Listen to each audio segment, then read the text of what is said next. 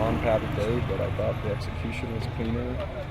I thought we looked more crisp in general, just throughout the entire practice, and got a lot of work done for a non-padded day. So I was impressed.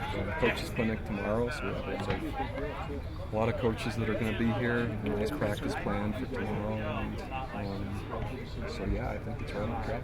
Down another offensive lineman, Brock Stringham.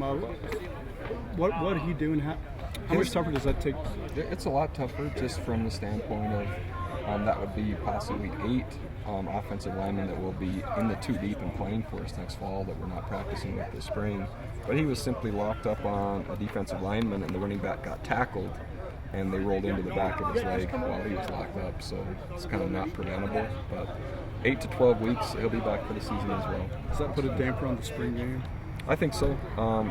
If we have a spring game, it'll be more like a spring scrimmage, and most of the players that will play will be ones that haven't had a lot of opportunity this spring to get a lot of work, and give them a Bell Edwards experience. It'll be certainly shortened and a chance for them just to play and have a good time. But in terms of managing or being able to divide the team in half, etc., that will. Staying on that theme, no kickers. Is that tough to manage with special teams? Yeah, we're just doing fundamentals, so we're not kicking much, but we're doing all the fundamental and cover work and protection work.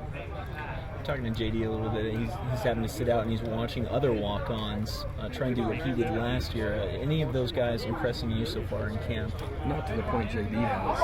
That takes a lot more work, a lot more time for that to be established, but I'm trying hard. You mentioned Dallin as someone who kind of jumped out to him as someone who looks like he's at least trying, really wants to have the same opportunities that he has had last year. Dallin is a good example of someone that's being very productive and might carve out a role for himself as maybe a backup to JD, and is certainly making the most of his opportunity. All right, thank you.